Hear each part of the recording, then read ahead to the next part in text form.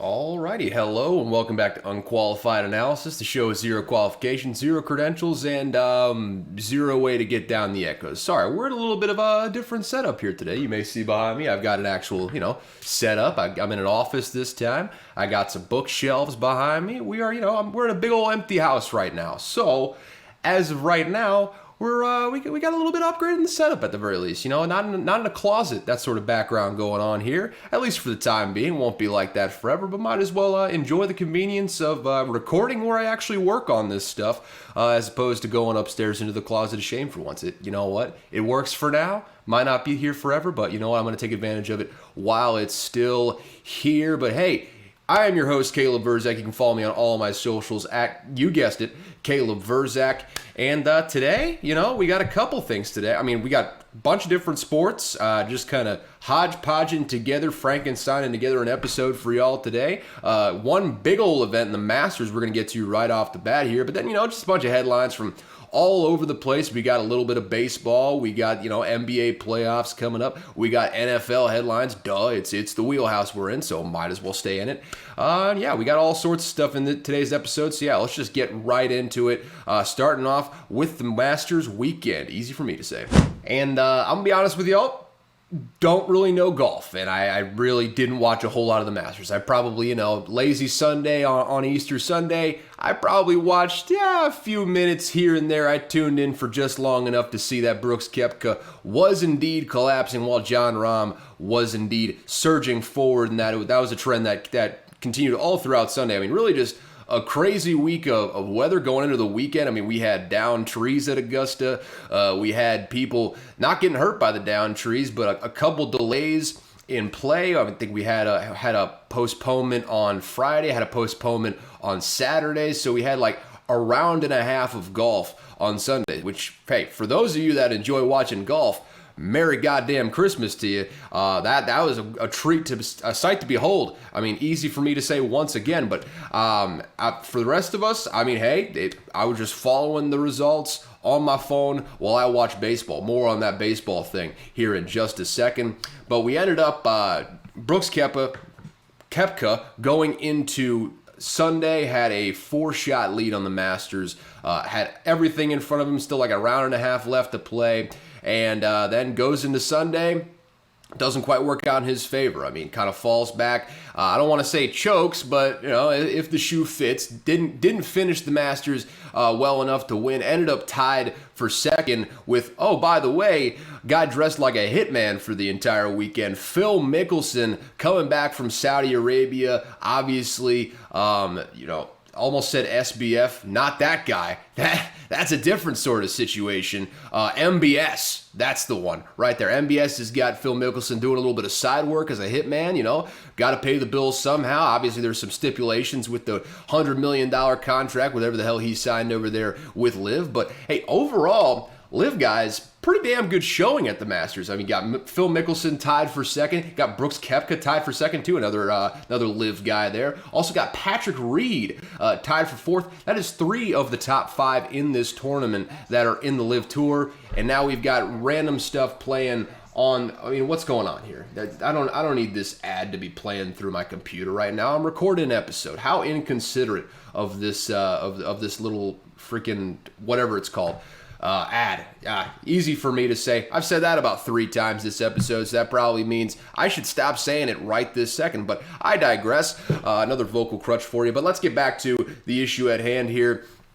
And you know what? The guy that won this tournament outright just came out, grabbed it by the balls on Sunday, got a 69 in the final round, 73 in round 3. Jon Rahm ends up winning the Masters by 4 strokes when it's all said and done.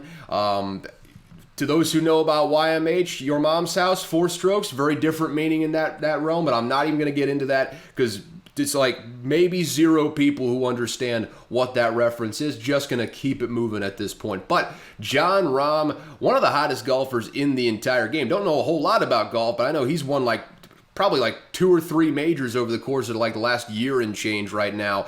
Big boy too. I mean, probably 6'3", 6'4". I mean, 250, 260. Hoss, big old guy.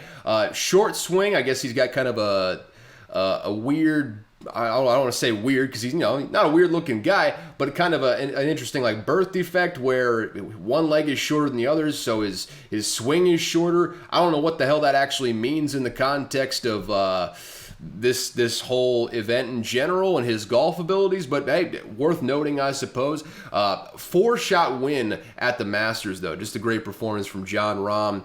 Tiger Woods, it's getting depressing here, folks. I'm gonna be honest with you. It's a little bit depressing watching Tiger Woods golf. He made the cut, but over the weekend you saw him limping around the course, barely moving around. Basically, I mean, you got to understand. If you haven't seen the pictures, I encourage all of you to go and look up what Tiger Woods' leg looks like now after his most recent car accident. Oh, by the way, that's a guy who is too damn rich to be driving himself around right now. He needs to get a driver and never ever set foot behind a wheel again, because it feels like every time all of his problems seem to stem from him getting behind the wheel and doing some dumb shit from time to time. And that's kind of what happened last time. I don't want to get too deep into that, but major leg injury in his past this last accident that he had to be airlifted to the hospital or like taken very quickly to the hospital. Just go look up what his leg looks like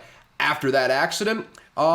Pretty reminiscent of what old Alex Smith's leg looked like after it got absolutely like snapped in half. So it's going to be hard for him to come back and be a consistent player with that. And you can tell basically every event that he's been in, he's been limping by the end of it, and a lot of times he is withdrawn because of injuries. So it's getting sad. It is getting sad. I mean, more power to him. If I had a Masters win, I'd play at Augusta every single damn year, because that course is just, I mean, it's immaculate, it's beautiful, it's everything that it's ever been characterized as. So I can understand why you keep playing, but boy is it sad to watch here, ladies and gentlemen. I don't necessarily enjoy it, but more power to him. If you want to play the Masters, go right ahead. Who are any of us to say this man should not come back and play the event that he's been really more dominant at than just about anyone else in the field over the course of his career? The feel-good story of the tournament was Sam Bennett, amateur out of Texas A&M. He ended up finishing, I believe, top 20, if not a little bit outside. Yeah, tied for 16th at -2 for the tournament. Didn't have a great showing in the weekend. It shot a 76 in the third round, 74 in the last round, but ended up finishing tied for 16th. If he wasn't playing on an amateur sort of setup here where he can't make any money, he would have gotten a cool $261,000 for finishing tied for 16th. And honestly, it doesn't make a whole lot of sense to me. I guess it's part of the PGA rules where they have amateurs come in and they're just playing to get experience, I suppose. I don't know. I mean, to be fair, an opportunity to play at Augusta National, even if you're doing it for free, essentially, not a bad setup there. Not a bad setup at all. I can't really blame him for going.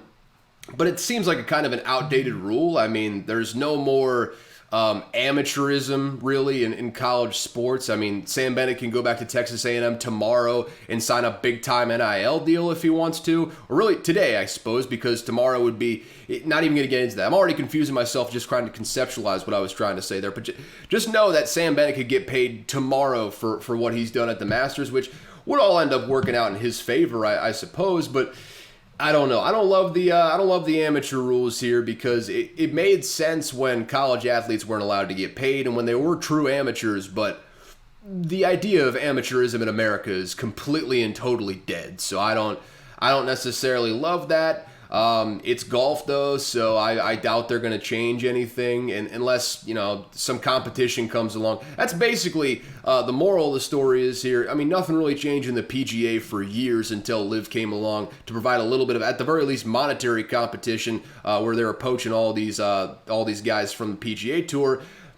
Until that happened, no real big changes happened in the PGA, and I wouldn't really expect a whole lot of changes in the amateurism rules because, well, I don't really see LIV delving into that market too much. I mean, obviously you can kind of poach some of the lower level PGA guys, but they're looking for big names, I would imagine. They're looking, they're doing their sports washing thing. I understand, and I understand all the people. We've been over this before time and time again, but I understand all the people that went over to LIV for that check. I can't say I wouldn't do the same. It's a big time, life changing amount of money, and worst case scenario, you play less events, you get more money. What's not to like there, as long as, you can put a few morals aside.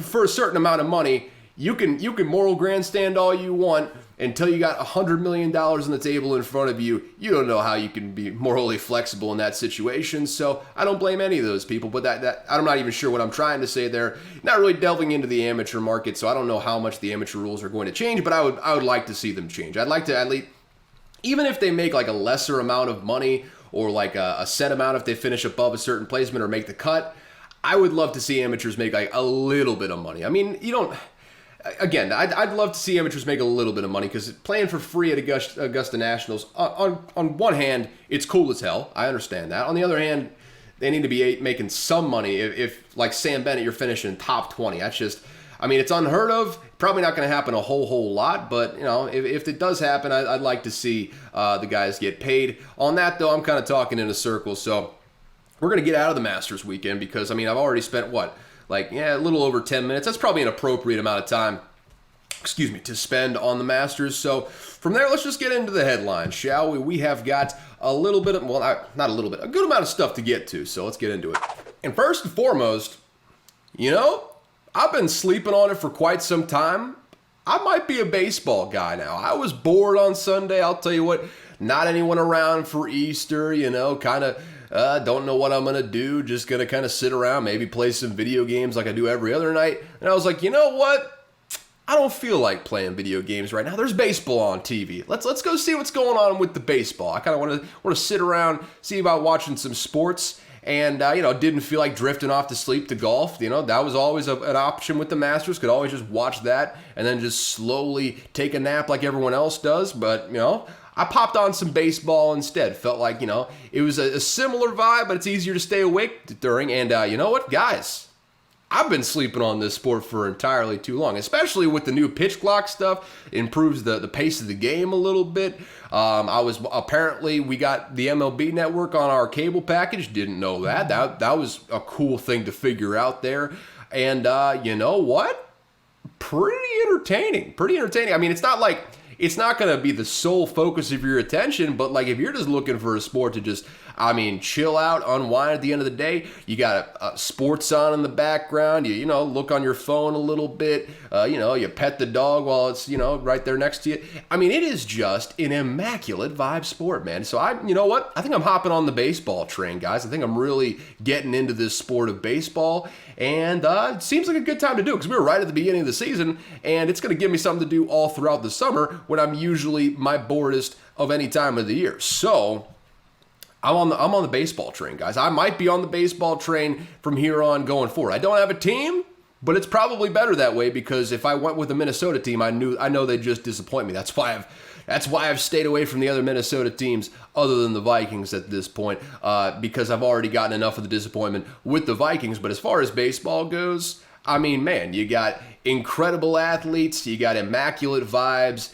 you got just, good stadium atmosphere, you got fun traditions, well, maybe not traditions, but little quirks throughout the season, like the Angels yesterday. They got, I'm not sure what you call it, but everyone who hits a home run gets to wear the samurai helmet in honor of one Shohei Ohtani being on the team. And I absolutely love that sort of stuff. I love the weird, quirky stuff about baseball. Hell, and as far as going to an actual game is concerned, in-stadium vibes, like just a chill atmosphere. You go there with a buddy, you crack open some beers, you get a mountain of hot dogs to just shove in your fat face. That's more of a me thing than just about anyone I would go with. But as far as an in-stadium sort of experience, baseball is just about second to none. It is immaculate vibes when you go into a baseball stadium. So that is all to say, once again, I think I'm turning into a baseball guy. I don't know how much we're going to get on this show, because I truly don't know a whole lot about what's going on or anything like that. But I'll tell you what, I had a good time. I had a good time on this Sunday, just chilling out and watching that. And you know what? It might be a Sunday tradition from here until, when football season comes back. We all know who the bottom bitch is here, and it's football. Baseball's a nice little side bitch. We got NBA, nice little side bitch as well. We'll talk about that in just a second. But as far as the bottom main bitch, that's football right there. That might have been the most misogynistic group of words I've ever said on this show. But hey, Who's going to say that? I don't know. I don't think anyone's going to come out and call me on that. So we're just going to keep it moving from there. That seems like a good way to end off on the baseball right now, though. Love it. Maybe don't love it, but I actually really, really like baseball now. So hopefully going to keep that on the docket going forward. Up next, though, we're getting into the NBA playoffs, baby. It is 82 games through. It stopped on Sunday. Boy, was that a hilarious way for it to end for the Minnesota Timberwolves. I mean, it's not like they kept it together for the whole season. There was little rumblings throughout. But, I mean, Jaden McDaniels, their best defender, breaking his hand by punching a wall. You had Rudy Gobert getting in a fight on the sidelines, throwing a punch at a teammate, Kyle Anderson, and him getting sent home pretty much because of that. And that was a game they needed to win in order to not be in the play-in tournament, from what I understand. So they are just all sorts of dumb, and it is hilarious to watch. This is why I don't follow any other Minnesota teams or root for any other Minnesota teams other than the Vikings, because I can only take so much disappointment. But that is all to say, we got NBA playoffs coming up, and you know what? I'm going to keep it brief because we could get into a whole lot of stuff, but NBA is not really the wheelhouse in this show right now. So I'm going to try and get you an NBA playoffs preview in 10 minutes or less here. So let's just get into it. Starting off with the final standings and first round implications from those standings. In the East, we have got the Bucks, who finished with the best record in the league. Will not be the last time you hear about them in this little segment. And the 2 seed, we have got the Celtics, 3 seed, 76ers, 4 seed Cavs. Those are the real big contenders in the East there, those top 4 seeds. Any one of them has a pretty good argument of making it to the finals. The 5 seed, you got the Knicks. 6 seed Nets. 7 seed, you got the Heat. 8 seed, the Hawks. And then at 9, you got Raptors. 10 seed, got Bulls. And you may not remember, it's only been a kind of a recent sort of development here of the last couple of years. Started in the NBA bubble and then just kind of kept on from there. The 7 through 10 seeds in both conferences have the play-in tournament where, they decide the 7th and 8th seeds. So first off, in the East here, the Hawks and Heat will play for the 7th seed. The winner of that will play the Celtics in the first round. The loser...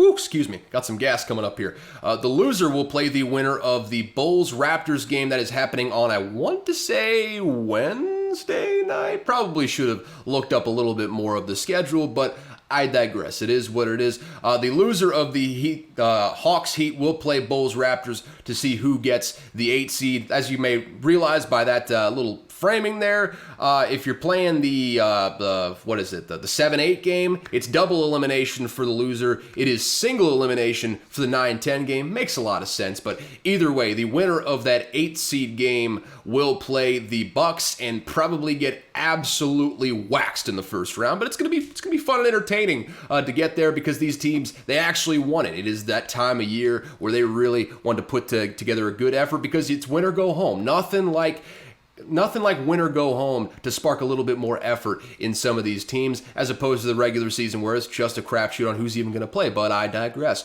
76ers are going to play the Nets in the first round while the Cavs play the Knicks. Those are set in stone. The 76ers and Nets, that's a 3-6, and Cavs-Knicks, that is the 4-5 matchup there. Bucks-Celtics, like I said before, are awaiting the winners of those play-in games. Obviously, Celtics get the 7 seed, Bucks get the 8 seed.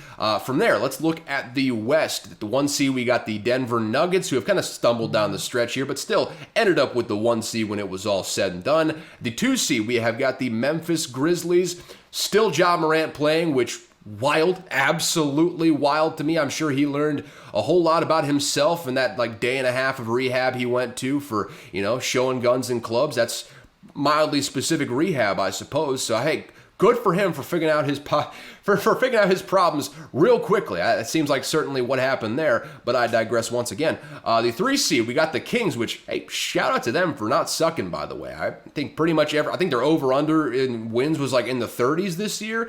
I mean, they beat that by about a mile. They got 48 wins on the year, and they'll be playing the Warriors, the 6 seed, but I'm getting ahead of myself here. As the 4 seed, We got the Phoenix Suns, 5 seed. We got the LA Clippers, still waiting on Paul George to come back. He'll probably come back at some point in the middle of that Suns-Clippers series. At the 6 seed, we got the Warriors, as I just talked about. 7 seed Lakers, which came on strong after those trades at the trade deadline. Gave them a lot of shit at the time, but I'll tell you what, they brought it together a little bit, and they put themselves in a position to, at least make a little bit of a run instead of being totally out of the play-in altogether. But then, outside of that, we got the 8 seed Timberwolves, which just talked about them. Hilarious Sunday to end off the regular season that they just had. I mean, what a way to end it off. What maybe the most Timberwolves finish of all time in that facet. The 9 seed, we got the Pelicans, and the 10 seed, we got the Thunder. Also on the Pelicans side, looks like Zion Williamson won't play. Big old shocker. Who's to say if he'll ever play again? Probably needs to lose some weight if he ever wants to play consistently at an NBA level, but that's been the case for, I don't know, when did he get drafted? What was that, like 2020? The story never really changes. He needs to find a way to make it happen. If we're ever going to be talking about Zion Williamson as a consistent all-star, a consistent franchise player, but I digress there. I also said Thunder is the 10 seed. I think I already said that, but again, Lakers will play the Timberwolves to see who gets the 7 seed and play the Memphis Grizzlies. When this comes out, that'll be on today as this comes out, actually. Sorry, excuse me for absolutely butchering that little bit of verbiage there. And the loser of that game of the Timberwolves and Lakers will play the winner of Pelicans versus Thunder, which is coming tomorrow as this comes out, to decide who the 8 seed is, who's going to play the Nuggets, which not quite going to be the cakewalk that it's going to be in the Eastern Conference with the Bucks over there at the 1 seed. Nuggets looking a little bit more vulnerable than the Bucks do on the other side of things. Still got a great home court advantage though, so we'll have to see. Kings will play the Warriors in the first round, like I said. Suns will play the Clippers in the first round. Those two are set in stone right now. And like I said, Nuggets, Grizzlies await the results of the play-in games, and there you have it. Those are the first round implications. That's what we're looking at right now. We got the play-in tournament happening from, I believe, like Tuesday through Friday, I think. Tuesday through Thursday. I think Friday the actual playoffs proper starts. But hey, we got a lot of basketball coming, and it's only going to get better from here as the intensity ramps up throughout this postseason. And why not just going into the playoffs, tell you who I think is going to be there when it's all said and done. Out of the East, I have got the Bucks, and the East has some real heavy hitters this year. But when in doubt, which I'm always in doubt, I think, in this sport because I don't really follow it enough probably, I'm going to go with the best player, and that is Giannis Antetokounmpo. The Celtics could be a real threat. Sixers and Cavs are strong teams as well, but the Bucks have Giannis, and they've won a championship before, so I trust them the most out of this group. Obviously, as always, it depends on whether Chris Middleton, Drew Holiday can stay healthy throughout the course of the playoffs. What is Brook Lopez going to do as far as the defense and hitting threes? Big-time 3-and-D guy. It's amazing how he has transformed the way he plays throughout the course of his career and just sustained his ability to stay on teams. I mean, good for him. But yeah, I got the Bucks coming out of the East. As long as they stay healthy, it'll probably end up being that way. They have been the most dominant team in the league this year. In the West, bit of a crapshoot. You could really close your eyes and pick any one of the top 6 seeds in the West, and it wouldn't be a terrible pick, quite frankly. The West is wide open this season, but I have got the Suns coming out. The Suns have yet to lose with KD in the lineup, and when KD is out there, I mean, they're damn near unguardable. I mean, you can't really double anybody. I mean, not that that's really how things work in the NBA, but it's going to be hard to help when you got DeAndre Ayton down in the paint, you got Chris Paul on the outside, got Devin Booker shooting the lights out of the ball, and oh, by the way, you just got KD at the trade deadline.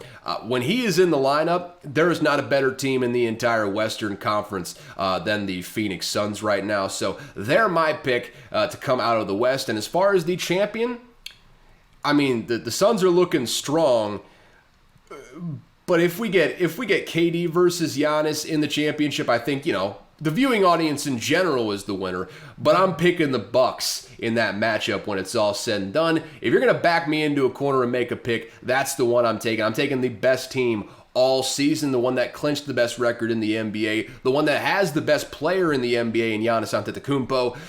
So long as the Suns are healthy, though, I would not expect it to be a short series. I think it probably goes 6, maybe 7 games. It's going to be a great series if it does come down to the Bucks and Suns. But at the end of the day, I mean, Giannis is just too overpowered. We saw what he can do in clutch time game 7s. I mean, my God, when they won the championship, he had that 51 in the final game to close it out. One of the greater closeout performances that we've ever seen in the sport thus far. So if you got that guy, I'm going to bet on them 10 times out of 10. Again, tenuous sort of situation as always with Chris Middleton and Drew Holiday as far as health is concerned. But if all those guys are around, you got a good supporting cast group around them. I see no reason that the Bucks can't come out here and win all the games, and maybe not all the games, but win 16, get a championship, and hoist, I almost said the Lombardi, but hoist the Davey O'Brien, I think, maybe not Davey O'Brien. Who cares? Hoist that damn trophy with the golden basketball on it when it's all said and done at the end of the season. And we have finally made it to the part of the NBA calendar where I actually want to watch these games, and I'm excited about it. It's a good time to be a sports fan right now, so this will not be the last you hear from these playoffs. We'll be revisiting this one next week, the week after that, until we finally get a resolution on who is the NBA champion when it's all said and done.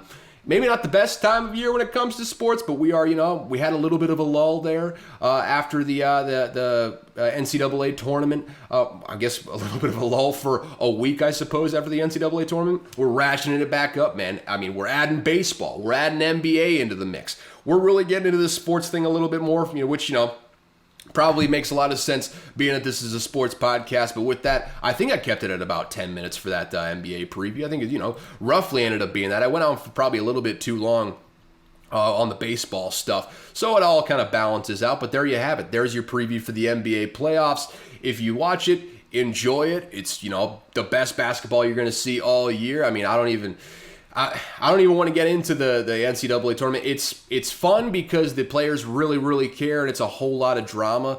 But if you're talking just high-quality basketball, best basketball of the year, it's got to be the NBA playoffs. It's the highest of the high. It's the cream of the crop, and it doesn't get a whole lot better than this. So this is one of my favorite times of year as far as watching basketball is concerned. I can't wait to get that going from here on out.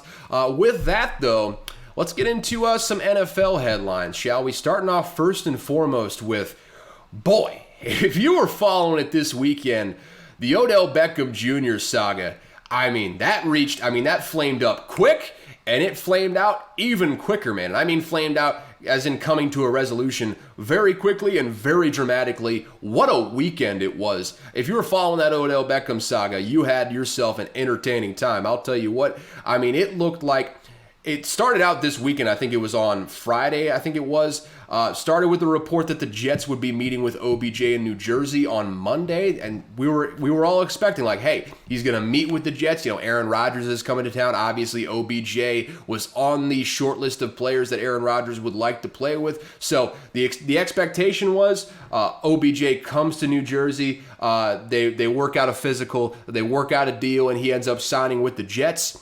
Not so fast, my friend. It all ended up on Sunday with Eric DeCosta swooping in from the rafters, snatching up OBJ right out from under the Jets. He signs OBJ to a 1-year deal with the Baltimore Ravens, $15 million guaranteed, could be worth up to $18 million with incentives right out from under the Jets. I mean, what fantastic offseason drama that came out of nowhere, pretty much. I wholeheartedly expected. Hell, starting to, be a little bit more diligent, trying to write down little fun headlines throughout the week to, add into the show on Monday, kind of streamline things. There's a reason why I'm recording at midday today as opposed to 3 o'clock. I did a little bit more pre-work this time, so it all works out a little bit better this time around. But as part of that, I added in the OBJ thing, thinking, okay, he's gonna come to New Jersey on Monday. He's gonna sign with the Jets. We'll have something to talk about there. And little did I know the turns that this was gonna take. And boy, this was fun. This was absolutely an interesting way for this to end. I am highly entertained. I'll tell you that right now. And really, what this comes down to, if you think about it a little bit more big picture, the question now is, what does this mean for the Lamar Jackson situation when it's all said and done? Because I mean, earlier in the week, we heard Ravens GM Eric DeCosta, who I just talked about sweeping in from the rafters to get this done. We heard Eric DeCosta was looking into QBs in this draft. And then he pulled the heist of this offseason so far to get OBJ in the building. And it's yet to be seen whether he's still got juice left in the tank. I think he certainly does. And I think the price tag shows how teams feel about him right now and what he's done so far in his NFL career. But this is a signing that kind of clearly indicates to me that they're putting their money where their mouth is when it comes to Lamar Jackson. Obviously, they haven't paid him yet. I'm not breaking any news there. You would have heard about that well before I got to it if it did end up working out that way. But it's a guy that, they didn't really have a whole lot of, they've never had a really great receiving core, but you still got Rashad Bateman there for however long that lasts.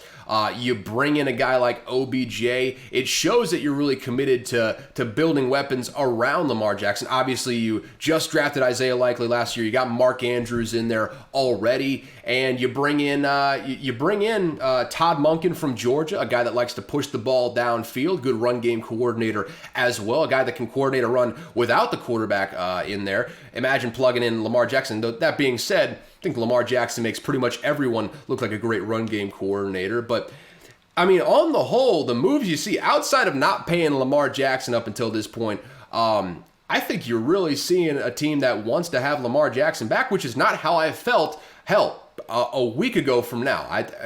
Going into last weekend, I did not feel that the Ravens were very serious about bringing Lamar Jackson back, especially when I heard that Eric DeCosta was looking into quarterbacks in this upcoming draft. This is quite a development.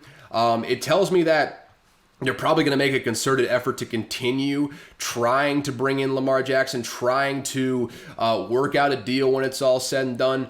That being said, I think we're probably going to enter a dormant period for a while now. And I don't know if we're going to get a whole lot of movement on the situation until after the draft because, quite frankly, if the Ravens haven't paid him to this point, they're not going to have a whole lot of motivation to do so until the market heats up for him going into, they're already in the offseason, but going after the draft, the post-draft, ramp up to the offseason activities and all that sort of stuff. So, I don't know. I'm thinking basically my logic when it comes to this heating up after the draft is obviously there's a bunch of teams that are saying, okay, we got some guys we're looking at. Maybe we draft a quarterback in there. If he drops to us, I think you'd rather have a guy on a rookie deal and see if you can develop him first before you go out and make the expensive investment. I understand that. It's not just the contract you're looking at too. You're looking at 2 first-round picks and.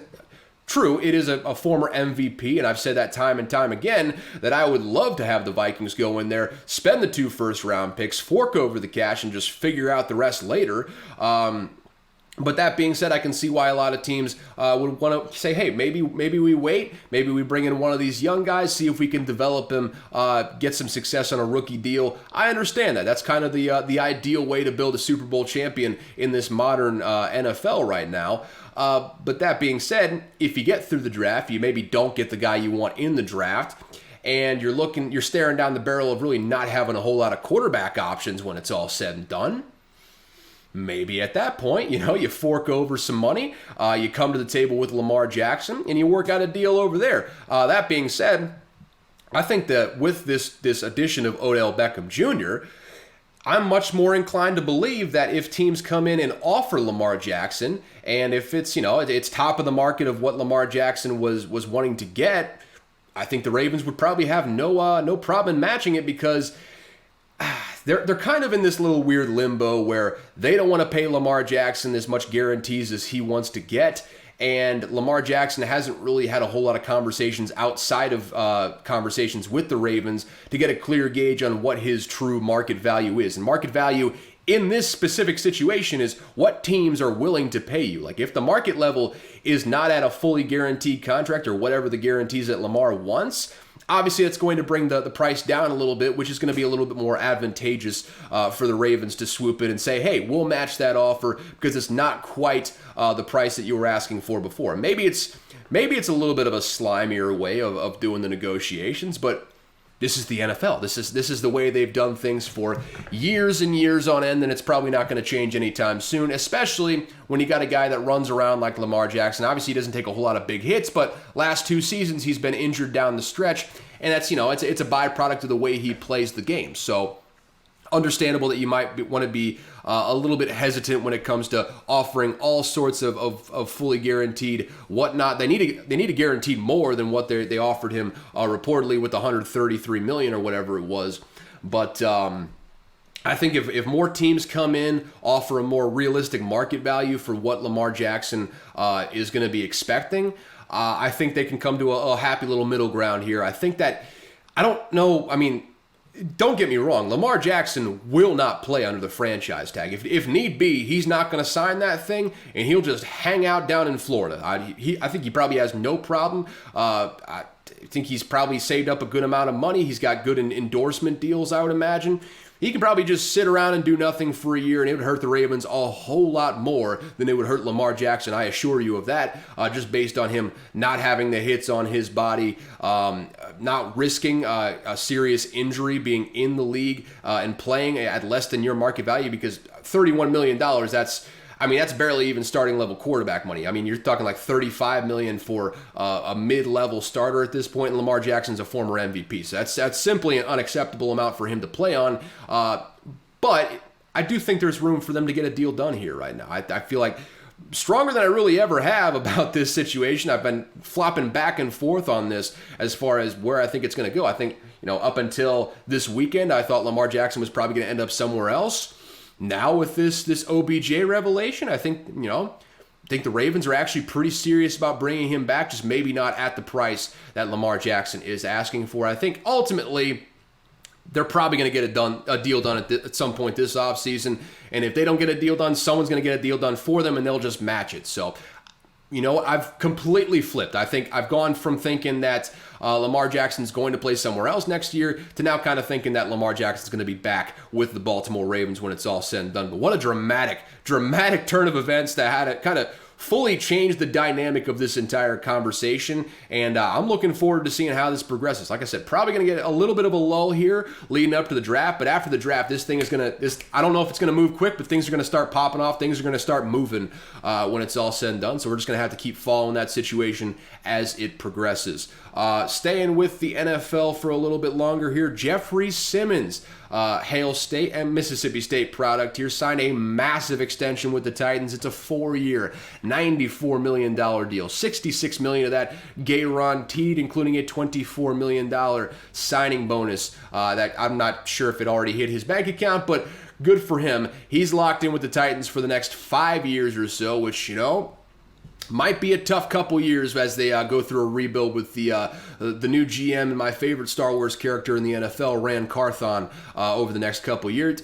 At the very least, next year's going to be rough. I don't know what it's going to look like after that, but next year's going to be a rough time for Jeffrey Simmons. But still, he's going to be making a whole lot of money, and I got one thing to say, baby. Hail damn State. Love to see fellow alumni from Mississippi State getting paid buku bucks when it's all said and done. I mean, I love seeing Fletcher Cox getting that money. I love seeing Darius Slay getting that money, and I certainly love seeing Jeffrey Simmons get that money. Jeffrey Simmons was one of those guys I watched live and in person whenever I was at Mississippi State. He was a freak when he was there. He's a freak in the NFL, and I've maintained from the moment he came out for the draft. Hell, if he would have been able, because remember, he had an ACL tear, coming out of college his junior year, so he wasn't able to run at the combine or do any of the events. If he would have gone at the combine and balled out, which I assure you he would have done, I mean, all you had to do was watch him play in college to know that this guy was a special athlete on the defensive line. If he would have run at the combine, no way he slips down to 10 at the Tennessee Titans. I will tell you that right now. He would have been a top 5 pick if he would have come out, and he has lived up to every single bit of that athletic potential. Just happy to see it, man. Jeffrey Simmons signing a massive extension with the Titans. Hopefully they get some success, get a good team around him so they can make a good deep playoff run when it's all said and done. My goodness, I got some real burps today on this episode. Not really enjoying that too much. But with that, let's get into the next headline. Again, staying with the NFL for now. Moving on to a little bit more serious stuff. Cincinnati PD refiled an aggravated, hard word to say there, aggravated menacing charge against running back Joe Mixon. This stems from a complaint filed on February 2nd, which I didn't get into initially because it was dropped about as soon as it was filed, so don't want to get into a whole lot of hearsay on this show, trying to keep it kind of clean, but it was refiled, so time to get into it now. It was a complaint originally filed on February 2nd, which alleged that Mixon, easy for me to say, of course. Mixon pointed a gun at a woman and said, quote, "You should be popped in the face. I should shoot you. The police can't get me." End quote. This incident, non-consequentially, this incident reportedly occurred the day before the Bengals played the Bills in the divisional round of the playoffs last year, which they won that game. So good for them, I suppose. When it's all said and done, though, this is a pattern of behavior, unfortunately. Maybe not, just kind of dating back to whenever he was in college. You remember being at Oklahoma, got caught on video, cold cocking some random girl in a Norman, Oklahoma bar or a restaurant or whatever it was. Just unacceptable behavior back then. And based on this, I'm not sure he's really learned a whole lot. But let's look at the context here, shall we? Really just all on the whole, he's an aging running back, big cap hit who was already being considered a possible cut candidate before this whole thing started popping off. And then you add in legal trouble, which, like I just said, echoes the character issues that we saw coming out of Oklahoma. The reason that he wasn't a first-round pick was because of those character issues coming out of Oklahoma. And I have a hard time seeing Mixon staying with the Bengals, quite frankly. And in an era where running back talent is so cheap, so plentiful, you can just pick one off the tree at random out of the college ranks and probably get similar sort of production out of them. There's zero reason to keep a guy with this sort of allegation hanging over his head on your roster, both from a PR standpoint, from a locker room standpoint, from, if you're just going with the cold, cynical NFL terms, from a distraction standpoint. This is not something that an NFL team wants on the roster, and I assure you, looking at this price tag that they're going to save on the cap, the Brown family probably very much considering cutting Joe Mixon when it's all said and done. And get this, the Bengals can save just a shade over $10 million in cap space if they cut Joe Mixon post-June 1. I'm telling you right now, would not be shocked if the Bengals come out and draft a running back at some point in the mid to late rounds in this year's draft, and they move on from Joe Mixon. And given this legal situation and the way it echoes what we saw at Oklahoma and what that means as far as the implications of, has this guy really learned anything over the years? Has he really changed, or did he just kind of keep it all under wraps between his college days and now as this is popping up? I have a hard time saying, and again, just going back to the dynamics of the running back position, there's such a glut of talent, and you don't need to take a risk on a guy like Mixon, quite frankly. I assume someone's going to do it, but I'm just not sure what his market is going to be if he does get cut from the Bengals. This is going to be a situation we got to watch going forward, and it's not looking good for Joe Mixon, I'll tell you that right now. But frankly, if these allegations are true, don't care. I don't care if he gets a job ever again, quite frankly, if these end up being true. So yeah, good luck, buddy. I don't necessarily care one way or the other what ends up happening, but it feels like he's a very, very strong cut candidate who's only getting stronger as more details come out about this incident. But let's move on to a little bit more less whimsical, more just sports-related stuff, man. Getting away from the legal issues here. Let's go over to the college football ranks. Still football, just on the college side of things. Hugh Freeze actually made a valid point last week, and many of you might have not have been paying attention. I understand it's spring ball. It's a glorified practice. Doesn't really make a difference one way or the other what's happening there. Mississippi State might have played their spring game last week, and I have absolutely no idea. So here we are, and in media availability surrounding the Auburn spring game, Hugh Freeze brought up a proposal that I originally heard from Josh Pate, credit where it's due, but it was amplified by Hugh Freeze in that media availability, made the rounds last week as a result of him stating it. Why not bring in another school for scrimmage during the spring game? or at least have an option to do so. And I'm going to just shamelessly parrot Josh Pate's take by saying that having the option to do so is probably a better option than just mandating that you bring in a different school. This is just a solid idea, though. I absolutely feel like there's a lot of merit to this. There's not really a whole lot of downsides. And we're not talking about Auburn playing another SEC team where you have those sort of real regular season type of bumps, regular season type of angst against each other. We're talking bringing in non-Power 5 teams. We're talking like UAB. I mean, really racking my brain to think of sort of teams in that area. I mean, really, just an Alabama FCS team or non-Power 5 team, if you will, to come in. Like one of those early season games, like one of those tune-up games. They just come in. Their sole goal is to just come and get a giant check to be there, and then just get absolutely pounded into dust by whatever Power 5 opponent they're facing. And you know what?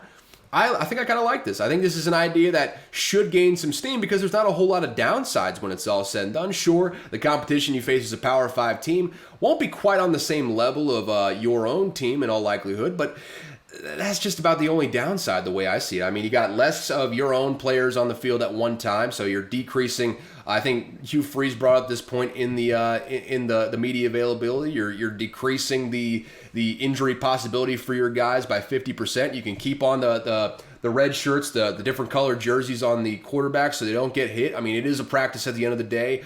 And you just get a different look from what you're seeing in practice. You get this face off against different guys. Again, maybe you don't get as strong of a look going against a more formidable defense on your team. But at the end of the day, it's a practice when it's all said and done. I'm not sure.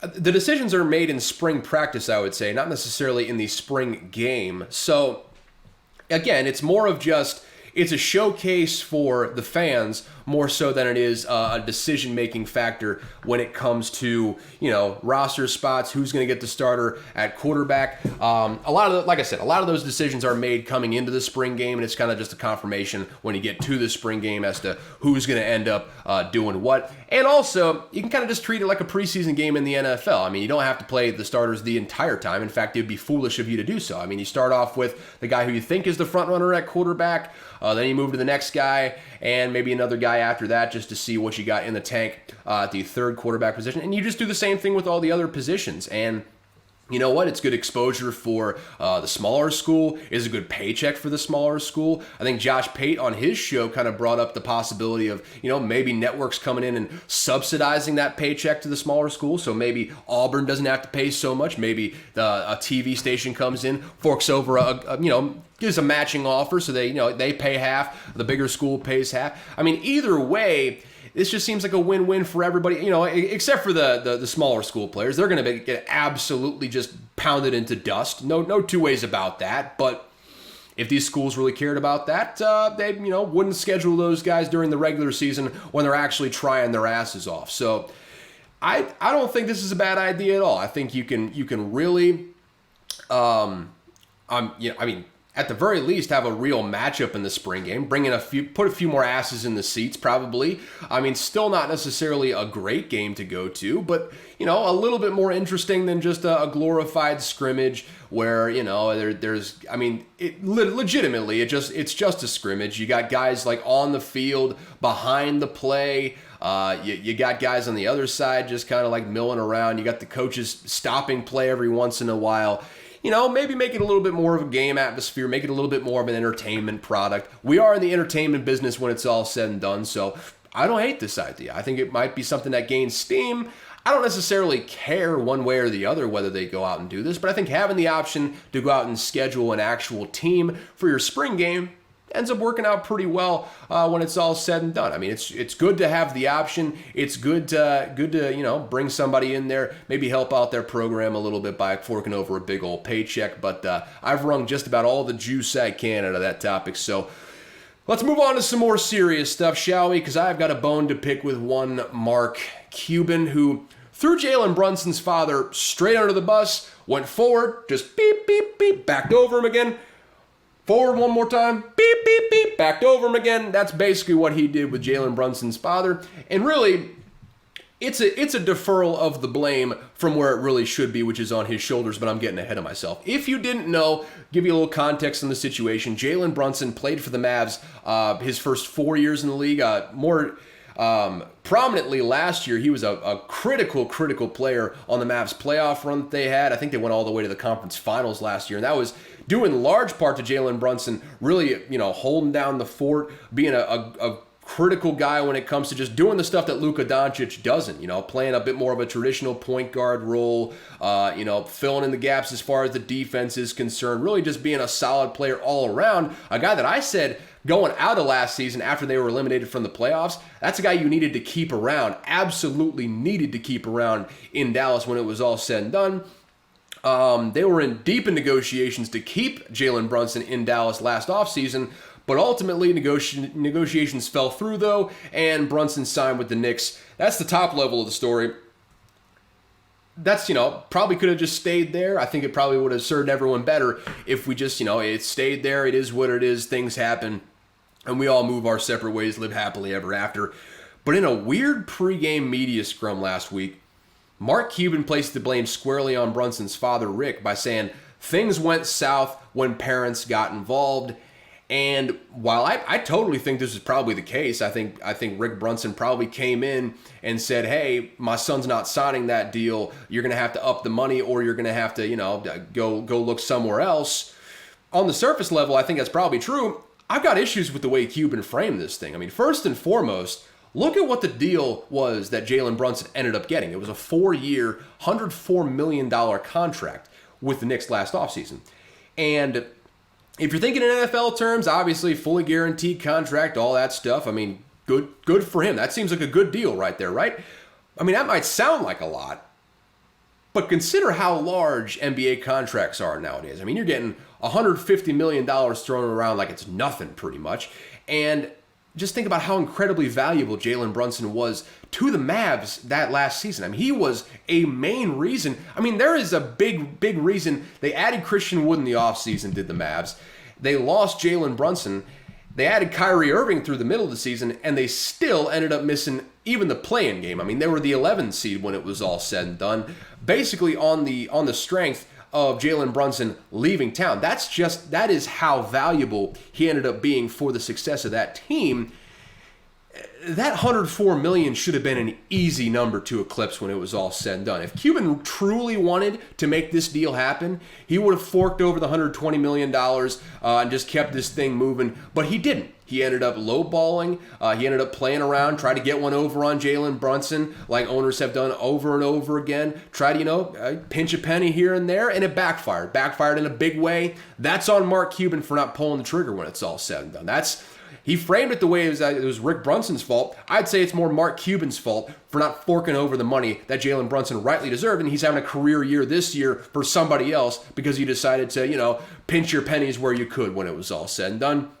And secondly, on top of that, on top of the size contract that Jalen Brunson ended up signing, building off that last point, Rick Brunson was trying to protect his son from signing a bad deal. There's no way he should be getting villainized for that, because I would imagine $104 million is a little bit more than what the Dallas Mavericks were offering. And Jalen Brunson was worth more than $104 million. I mean, flat out. The Knicks signed a pretty solid team-friendly deal with that one because the Dallas Mavericks simply did not want to do it. And Rick Brunson, he played professionally for a long time. He obviously saw what was happening as it unfolded. So he stepped in to serve the best interest of his kid, which is something I'm sure every single parent would do if they were in that situation and they understood what was happening as it was happening. The only villain in this whole situation, as far as I'm concerned, is Mark Cuban. It's not Rick Brunson. It's not Jalen Brunson. It's Mark Cuban, and maybe a little bit Luka Doncic, but that's different reasons. He's just a big old baby when it comes to crying to the media about the officials and all that stuff. But different subject for a different day. We'll get back to the Mark Cuban of it all. Just go look back in history of what Mark Cuban has done as the Mavs owner. He got lucky when the team stumbled their way into a championship in that first season with LeBron down with the Heat. Wasn't quite sure what the chemistry of the team was in that season. So, you know what? You got him at the right time. You know what? You made a good run through the Western Conference. You stumbled your way into a championship win. You got at least one for Dirk Nowitzki. So pat on the back. That's good for you. Good for you, Mark Cuban. But I'll tell you what. Outside of that, they did not even sniff a title after that. I'm not even sure they went to a conference finals. And if they did, they got waxed by basically anyone they played in the conference finals from then going forward. And you know what? I think Dirk Nowitzki won a title in like the midst of his prime, still had a couple years left in his prime, and then they just squandered away every last bit of his prime after that. I mean, just finished with the one championship, which good for him for winning one. But if Mark Cuban would have built a team around him, there's no reason they couldn't have won one or two more even on top of that. And really, the Mavs under Mark Cuban and their MO under Mark Cuban has been to luck their way into getting a easy for me to say once again, a transcendent international prospect and put zero help around that player. I mean, the guy, I think the second best player on that championship team with Dirk Nowitzki was like either Jason Terry or Shawn Marion, which, hey, if you know those guys, you're definitely NBA fans, and I applaud you for doing so. But if you know those guys as well, you know those should not be the second best players on a championship roster. I mean, not by a long shot when it's all said and done. And that falls squarely on Mark Cuban, on the GM, whoever the hell the GM was back then. But it's just one of those things where they were doing it with Dirk Nowitzki. Now they're doing it with Luka Doncic. I mean, Christian Wood's an okay player. Kyrie Irving was an all right player. But those are guys that don't really fit with what Luka Doncic does. And meanwhile, Mark Cuban can use the draw of those international phenoms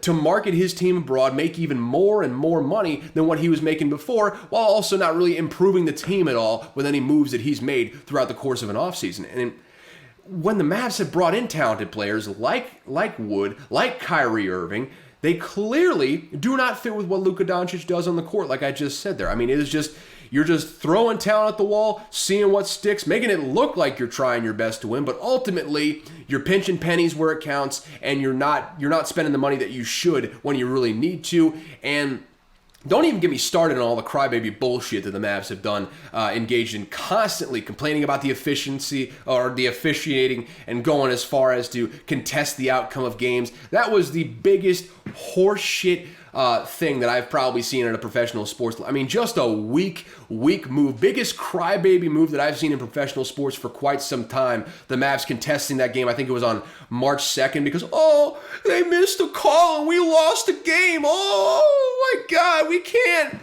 We have to contest the result. Cry me a fucking river, man. Everyone has bad officiating at some time. Everyone's got a problem with officiating. No one comes out there and contests games, because you know why? You look like a goddamn baby when you do that sort of thing. So I don't really respect the Mavs as an organization for doing that sort of stuff. And for my money, the Mavs are probably the most annoying, insufferable team in the entirety of American professional sports. And guess what? The fish rots from the head being Mark Cuban. So Mark Cuban can lay blame and take petty shots at whoever he wants, but fact of the matter is, he's a bad team builder and a bad culture setter, and ultimately, he's reaping what he's sown.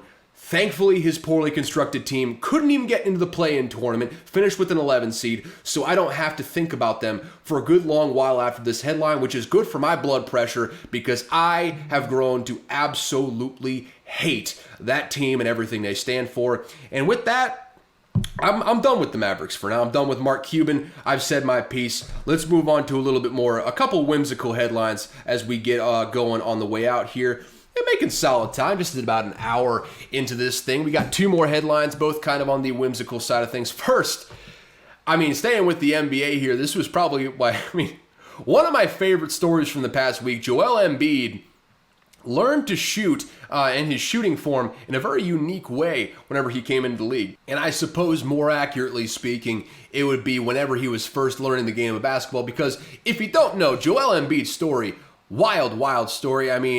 A guy that in a previous era might have never been discovered. He was playing volleyball, and I believe it was Cameroon at the time.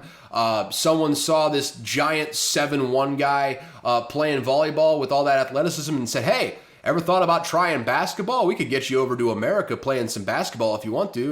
And this was when he was like 15. And they're like, hey, sure, we'll go on over there. Comes over, learns the game of basketball, and what do you know? He's probably the MVP frontrunner right now. I mean, what a crazy, crazy story that ended up being. Besides the point, but what that really pertains to here is he had to learn how to shoot, because obviously being a volleyball player, you don't really have any concept of shooting form when you're playing that sport. You're just, see ball, spike ball. That's pretty much it when it's all said. Maybe set for one of the athletic guys, although he was one of the athletic guys who would be spiking it. So yeah, that's kind of where he was at there. But he had to learn to shoot. So in an interview that surfaced last week, when MB learned how to shoot, Jesus, I'm stumbling all over that one right now. But when he was learning to shoot, apparently he looked up, quote, white guys shooting threes or white people shooting threes on YouTube and emulated that shooting form. I mean, this is a fantastic story. And the quotes are even better. They're even more fantastic. Get this. This is a direct quote from Joel Embiid. Quote, so I'm chilling one night and I go on YouTube and I think I'm about to figure out this shooting thing, right? I go to the search box, like how to shoot 3-pointers. Nah. How to shoot good form. Nah. Then the light bulb went off, man. I typed in magic words, white people shooting 3-pointers. That's just beautiful poetry right there. That is everything we've come to know and love about Joel Embiid and everything. He just tells it like it is at all times, and he just does not give a fuck. He had to rein it in whenever he first started in the NBA, because he was shouting out Rihanna on Twitter. Ended up having to take a year hiatus from Twitter, because I assume someone in the organization was like, hey man, maybe while you're not playing, we should just cool it on all the tweets. And he was an absolute wild man. I remember following Joel Embiid when he first got into the league and just laughing my ass off. He's always been a funny motherfucker. I mean, a little bit of an asshole, but you can't be super funny without being a little bit of an asshole. And he is, just hilarious when it's all said and done. So going from that, really coming into his own and finding a way to rein in a little bit more of his controversial verbiage. Got a little bit better at the English language, which I think helped a little bit. But he was not done with the quotes in this one. Going on to explain why he typed in white people shooting 3-pointers to learn his shooting form. He said, quote, listen, I know it's a stereotype, but have you seen a normal 30-year-old white guy shoot a 3-pointer? That elbow is tucked, man. The knees are bent. The follow-through is perfect. Always, I seriously got to the league by watching YouTube and living in the gym. There's no other way to explain it. And this is the guy who will probably win the MVP this season, because they're just that tired of giving it to Nikola Jokic. And quite frankly, Embiid's a little bit better defender than Nikola Jokic, so I can't really fault him on that front. But this was just a fantastic story all around, and it just shows you Embiid is a treasure that we have to protect at all costs, man. And you know what?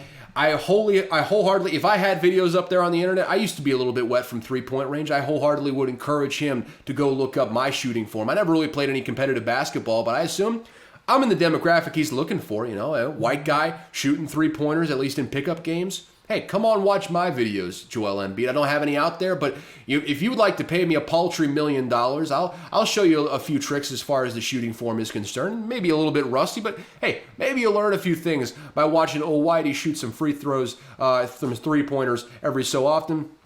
I don't really even know what I'm saying at this point, which probably means it's time to move on to the next one, which is somehow even more hilarious. We're going back to baseball, bookending these headlines with baseball. Who would have thought? Who would have thought? We're here, you and me. I don't know what's going on. You know what? Baseball? What's going on, man? We're just changing as we age, and baseball is really making its way into my mind here, especially as the season comes on. But a minor league team threw a no-hitter and lost 7-5. Really, the final score in a no-hitter, I can understand losing a no-hitter, like, hey, maybe you lose 1-0 or something like that. Like, a low-scoring contest is what you're expecting when you hear, hey, a team lost in a no-hitter. Already you're thinking, wow, that's embarrassing. You lose in a no-hitter, that's not something you see every day. But you're also thinking, hey, the under definitely hit, right? No, they scored 12 runs when it was all said and done. And the worst part is, they had a 5-0 lead going into the final inning, and they lost 7-5. And even better, what makes it even better is the team was named, get this, the Rocket City Trash Pandas. And they really lived up to that nickname this week, man.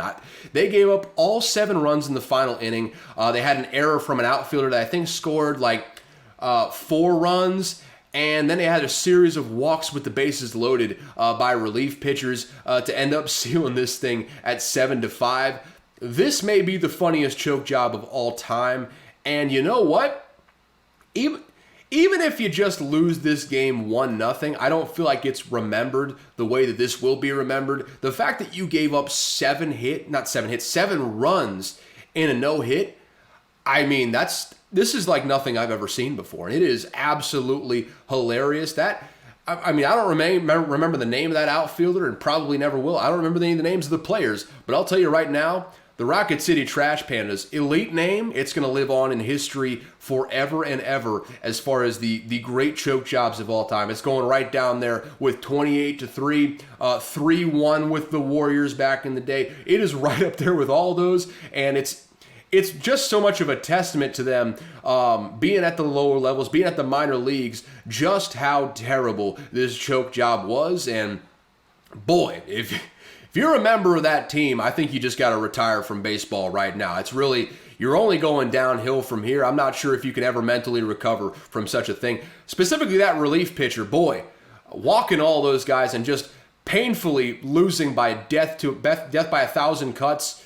I mean, that's going to be a hard one to live down. This will probably follow you for the rest of your career. Good thing for me, I won't remember any of your names. I would assume people that are in baseball are going to remember the names of that outfielder and that relief pitcher till the end of time when it's all said and done. And with that, I couldn't think of a better way to end this episode, man. We have got that bit of a whimsical episode for you, a bit of a free roaming sort of thing, and we kept it to, a little bit over an hour right now. We're pushing like hour 6-ish, maybe a little bit less than that. We get it all cut down. So with that, thank you all for tuning in. That's all for this episode. If you enjoyed, subscribe, do a 5-star rating so we can grow this bad boy a little bit. If you didn't, take that opinion. If you didn't, my goodness, words today are hard. But if you didn't enjoy it, take that opinion to the grave. Tell people you loved it anyways, because if not, I'll find you. You son of a bitch. But also, hey, if you're watching this on video, subscribe to the YouTube. We're trying to grow that channel a little bit more,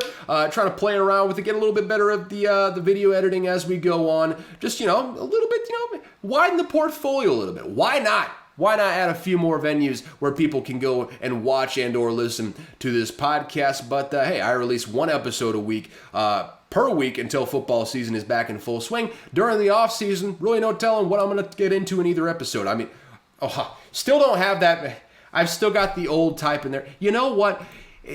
Let me see here. Let me get into in the episode. There you go. You just saw live. I updated the... I haven't changed that little line there since I moved it to 1 episode a couple weeks ago. So, hey, just, pee-pee whack myself a little bit. Yes, I just smacked my head and just said I pee-pee whack myself, but we're going to get right past that right now.